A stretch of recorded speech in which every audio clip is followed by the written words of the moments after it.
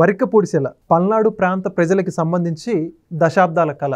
అయితే ఇప్పుడు ఈ కళ కాదు, నిజం చేసి చూపిస్తామని చెప్పేసి కూటమి ప్రభుత్వం ముఖ్యమంత్రి అయినటువంటి నారా చంద్రబాబు నాయుడు గారు, స్థానిక ఎమ్మెల్యే జోలకంటి బ్రహ్మానంద రెడ్డి గారు ఆచరణలో పెట్టే విధంగా ప్రయత్నం చేస్తున్నట్టు మనకు అర్థమవుతుంది. అదేవిధంగా స్థానిక ఎంపీ అయినటువంటి నరసరావుపేట పార్లమెంట్ సభ్యులు లావు శ్రీకృష్ణదేవరాయలు గారు, వీళ్ళందరూ కూడా ఏ విధంగా అయినా సరే వరికపూడిసెల ప్రాజెక్టు కళను నిజం చేయాలని చెప్పేసి ఆచరణలో పెట్టడానికి అనేక విధానాలుగా ప్రయత్నం చేస్తున్నట్లు మనకు అర్థమవుతుంది. తాజాగా ఈ యొక్క ప్రాజెక్టుకి సంబంధించి మొదటి అడుగులో జటిలమైన సమస్యగా ఉండేటువంటి ఫారెస్ట్ క్లియరెన్స్, పర్యావరణ అనుమతులకు సంబంధించి దాదాపుగా 14,80,00,000 రూపాయలని అటవీ శాఖకు నిధులు జమ చేయడం జరిగింది ఆంధ్రప్రదేశ్ రాష్ట్ర ప్రభుత్వం. మరి యొక్క వరికపూడిసెల ప్రాజెక్టుకి సంబంధించి మరిన్ని విషయాలు తెలుసుకోవడానికి మనతో ఉన్నారు సీనియర్ జర్నలిస్ట్ సత్యమూర్తి గారు. సార్ నమస్కారం అండి. నమస్కారం అండి. సార్ ముందుగా మీరు కూడా పల్నాడు ప్రాంతవాసి, వరికపూడిసెల ప్రాజెక్టు మేము పూర్తి చేస్తామని చెప్పేసి ఇప్పటిదాకా ఎంతో మంది అభ్యర్థులు ఎన్నికల హామీల్లో భాగంగా ఇవ్వడం జరిగింది.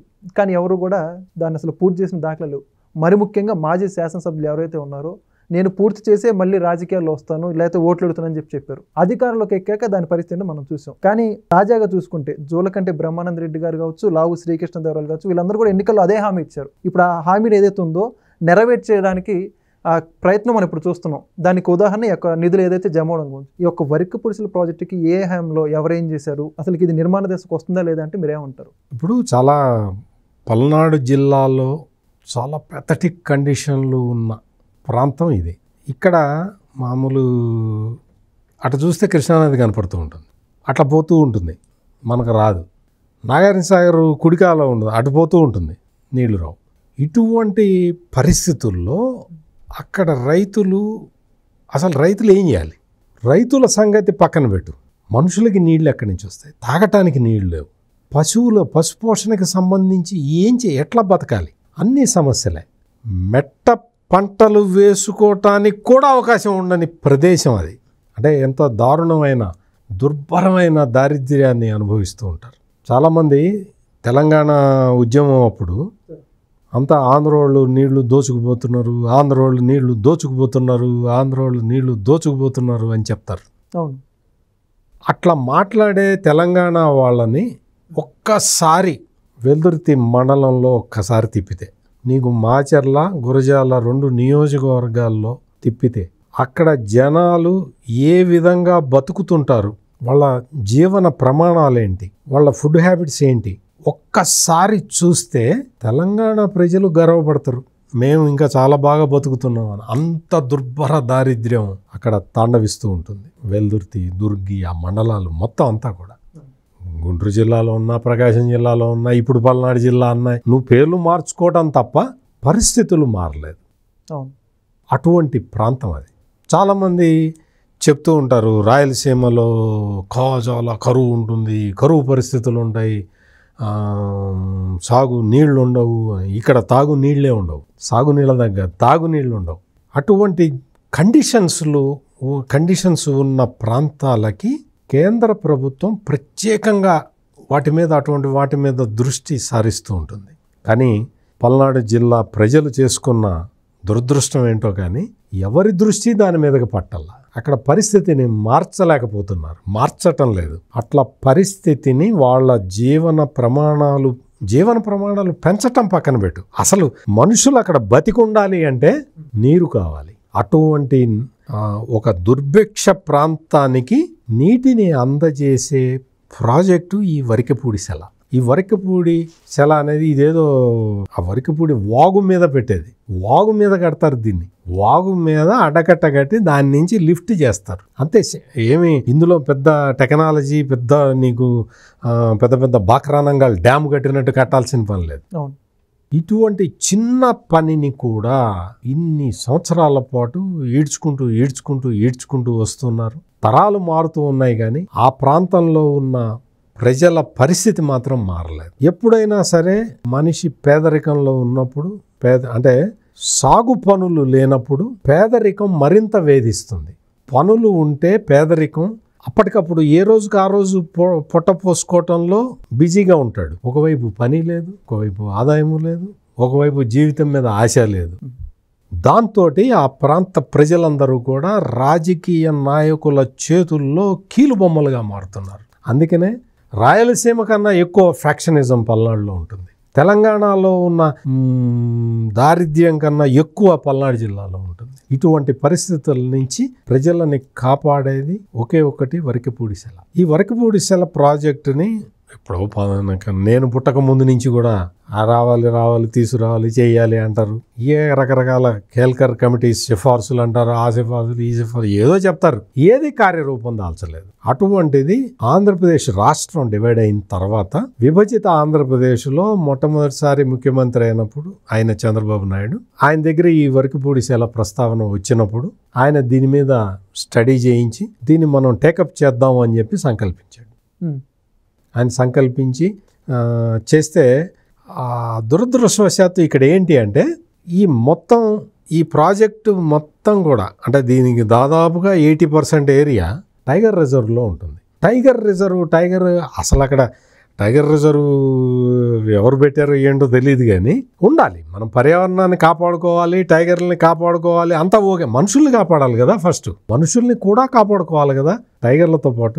దానికి అందుకని ఏంటి అంటే ఇది టైగర్ రిజర్వ్లో ఉంటుంది కాబట్టి దీనికి అనుమతి ఇవ్వకూడదు, ఒకటే ఆర్డర్. ఇంకా కేంద్ర ప్రభుత్వం కూడా దీన్ని దగ్గరికి రానివ్వదు, చూడరు, పరిశీలించరు. అట్లా జాప్యం జరుగుతూ ఉంటే లేదు ఈ ప్రాజెక్ట్ ఎట్లయినా సరే మనం టేకప్ చేయాల్సిందే అని చెప్పి చంద్రబాబు నాయుడు విభజిత ఆంధ్రప్రదేశ్ మొదటి ముఖ్యమంత్రిగా ఈయన ఒక స్టెప్ ముందరికేశారు. వేసిన తర్వాత కేంద్ర ప్రభుత్వం దగ్గరికి వెళ్తే మామూలే, మళ్ళీ ఫారెస్ట్ క్లియరెన్స్ రాక ఆగిపోయింది. ఓకే.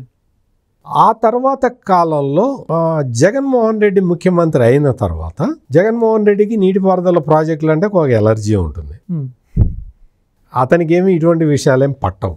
వాళ్ళ నాన్న వైఎస్ రాజశేఖర రెడ్డి ఆ జలయజ్ఞం అని ఒకటి పెట్టి దాంతో నేను అది చేస్తా ఇది చేస్తా అన్నాడు. కానీ అప్పట్లోనే భారతీయ జనతా పార్టీ మొత్తం ప్రాజెక్టులన్నీ చూసి ఇది జలయజ్ఞం కాదు ధనయజ్ఞం అని చెప్పింది. అంటే డబ్బులు సంపాదించుకోవడానికి ఇది ఒక మార్గంగా వైఎస్ రాజశేఖర రెడ్డి చేసుకుంటున్నాడు అని సాక్ష్యాలు ఆధారాలతో సహా ప్రూవ్ చేసింది.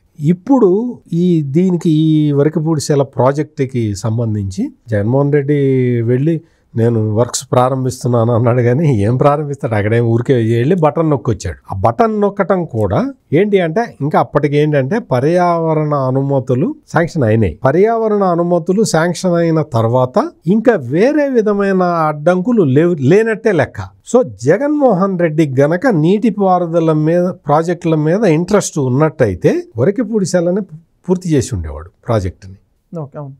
అతనికి అసలు ఐడియా లేదు. పైగా ఏంటి అంటే జగన్మోహన్ రెడ్డి ప్రజలు పావర్టీలో ఉంటేనే తనకు ఓట్లేస్తారని నమ్మే మొదటి వ్యక్తి. అందుకని పేదరికంలో ఉండాలి అంటే వాళ్ళకి ఇరిగేషన్ ఫెసిలిటీస్ ఇటువంటివి ఇవ్వకూడదు అనేది ఆయన మరి చంద్రబాబు నాయుడు నేను విజన్ 2047 అంటూ ఉంటాడు కదా. అట్లాగే మరి ఈయన విజన్ ప్రజలు పావర్టీలో ఉండాలనేది ఈయన విజన్. ఏం చేస్తాం మనం? సో ఇప్పుడు ఏంటి అంటే ఇప్పుడు ఈ వరకిపూడిసెల ప్రాజెక్టుకి సంబంధించి మీరు చెప్పినట్టు ఫారెస్ట్ అనుమతులు వచ్చినాయి కాబట్టి ఇప్పుడు ఒక్క స్టెప్ ముందరికి పడ్డట్టు లెక్క.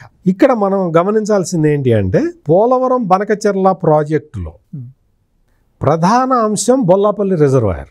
బొల్లాపల్లిలో రిజర్వాయర్ కట్టడం అనేది మెయిన్ ఆస్పెక్ట్ అనమాట. అంతకుముందు జగన్మోహన్ రెడ్డి కృష్ణా గోదావరి నదుల అనుసంధానం తెలంగాణ భూభాగం నుంచి చేద్దామని ప్లాన్ చేశాడు. అంటే శ్రీశైలంలో పోసి గోదావరి నీళ్లు శ్రీశైలంలో ఎత్తిపోసి శ్రీశైలం నుంచి సాగర్ నుంచి ఇటు వాడుకోవటం, శ్రీశైలం నుంచి రాయలసీమకు వాడుకోవటం అనే ప్రాజెక్టుని కేసీఆర్ డైరెక్షన్లో జగన్మోహన్ రెడ్డి టేకప్ చేశాడు. కానీ దాన్ని మార్చి లేదు అట్లా కాదు, శ్రీశైలంలో ఎత్తిపోయటం లేకపోతే నాగార్జున సాగర్కి అవన్నీ తీసుకురావడం ఇవన్నీ కాదు, మనం బొల్లాపల్లిలో రిజర్వాయర్ కట్టి దాని నుంచి వెలిగొండకి కనెక్షన్ ఇచ్చి వెలిగొండ నుంచి బనకచెర్ల హెడ్ రెగ్యులేటర్కి తీసుకెళ్దాం అన్న ప్లాన్ వేసింది చంద్రబాబు నాయుడు. సో ఇదంతా మనం దాన్ని ఎందుకు చెప్పుకోవాల్సి వస్తుంది అంటే ఇప్పుడు బొల్లాపల్లి రిజర్వాయరు ఇది ఇప్పుడు వరకిపూడిసెల బొల్లాపల్లి దాకా పోతుంది.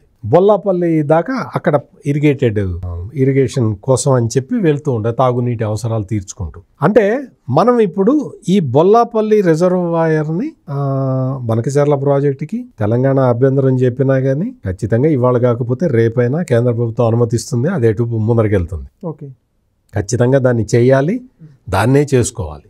అంటే ఈ గుంటూరు కొంత ఏరియా, తర్వాత దుర్భిక్ష ప్రాంతమైన ప్రకాశం జిల్లా, వీటన్నిటిని ఇరిగేట్ చేసుకుంటూ వెలిగొండ నుంచి రాయలసీమకి వెళ్ళటం అంటే కంపల్సరీగా పోలవరం బనకచెర్ల అనేది రావాల్సిందే. ఇవాళ కాకపోతే ఒక 5 ఏళ్ల తర్వాత అయినా రావాలి.